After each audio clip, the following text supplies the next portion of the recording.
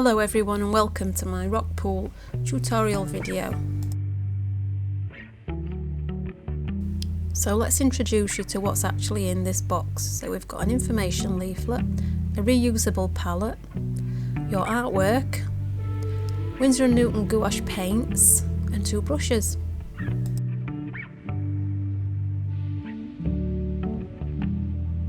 So in here is your artwork, which has been printed on acid-free bright white paper, 250 grams. There are 2 extra things that you will need, which is something to put your water in and some low-tack masking tape. So let's begin. So mask your piece of work all the way around on all 4 sides. This gives a lovely nice fresh border when you're finished.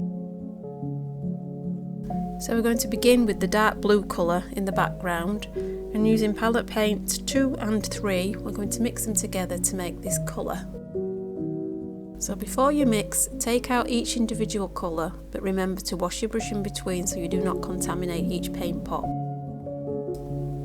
And always secure down the lids to keep the gouache from drying out. Use a little bit of scrap paper when you think that you've got the right colour to just paint on, so that you can place it against the colour to make sure that you've got the right colour that you want. And let's begin. So I use the big brush for the bigger areas and the smaller brush for the more detailed areas. The consistency of your gouache should be probably the same consistency as double cream. You don't put as much water in as you would a watercolour, and unlike an acrylic, you can be reactivated with water. So it's incredibly opaque and it dries incredibly flat, which is what I love about it. And painting this way is just so therapeutic. You can literally just let your mind wander somewhere else and just really enjoy being in this moment. So next we're going to move on to the rock that the starfish is sitting on, and what you'll need for this is pot number 7, which is white. So I'm using a small amount of the blue that's already on my palette and mixing it with the central coloured palette that I've just mixed for the background. Add some water if the consistency doesn't feel right, and just keep changing and altering and using your spare bit of paper to test the paint colours on.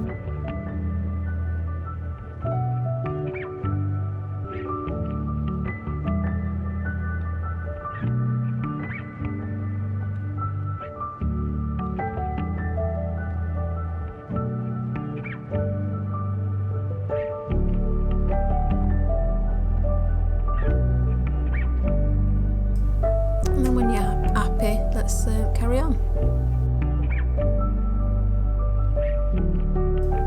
So as I paint around the starfish, I ignore all the little red dots because we're going to apply those afterwards over the top.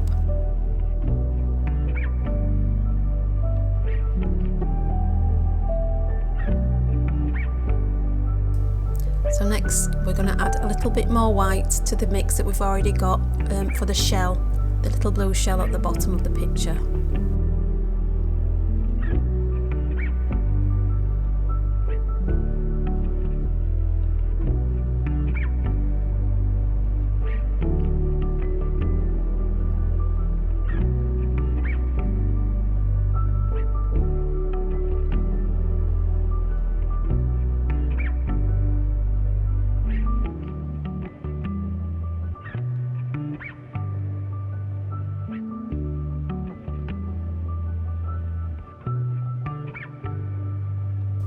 And for the banding around the shell, I've used the same mixture as the dark colour for the background.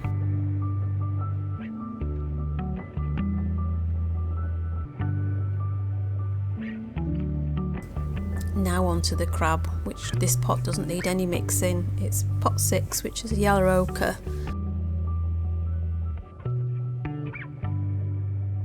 It's nice to take your time with this process. I am not the neatest of painters and I do struggle a little bit with my hands, so I'm sure that you're going to make a far better job than I have of this.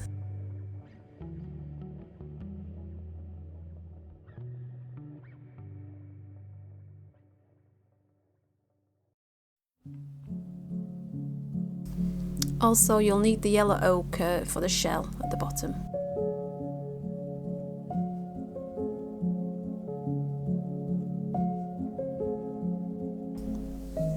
So next up is the fish, which you'll need pot 3 for. So when I was doing a bit of research for this image, I wanted to make sure that everything I put in this rock pot was from Britain, and this little fella popped up. I mean, I have ramped the colour up a lot, but I quite liked the colours in his fins and things like that, which is what drew me to him.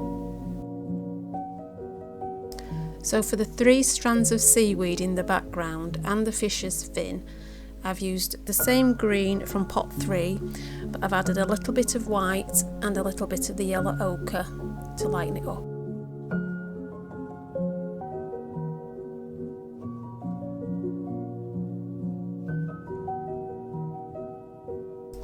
Next is the starfish and the 2 pink shells, one at the top and one at the bottom.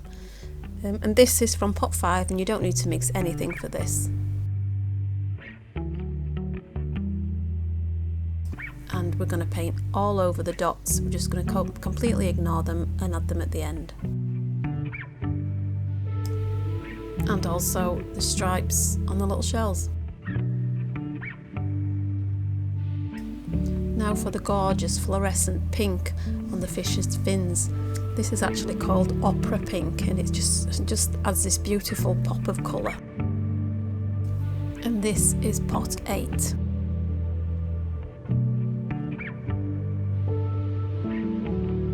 So when this is dry, I use pot 3 again to highlight is the kind of like the stripes of his fins, which I haven't actually shown here. And do not forget his eyeball.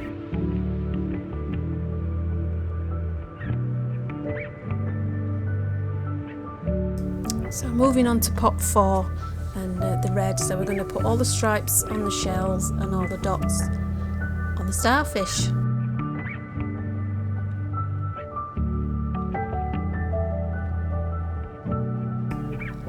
I cannot tell a lie, I do enjoy doing these dots. Make sure that you overlap the starfish with the background, which gives it a little bit more texture to it.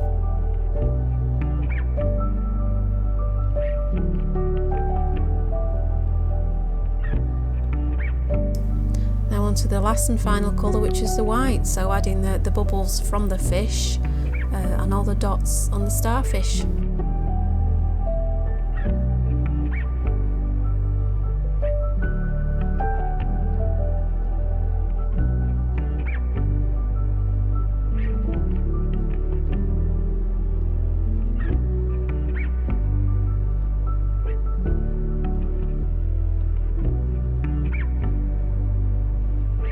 Oops, not quite.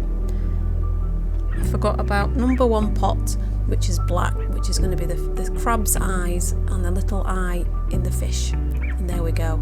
So let's take all the masking tape off, revealing the lovely white edges. And there we have it. Pop it in a frame. Wow, gorgeous.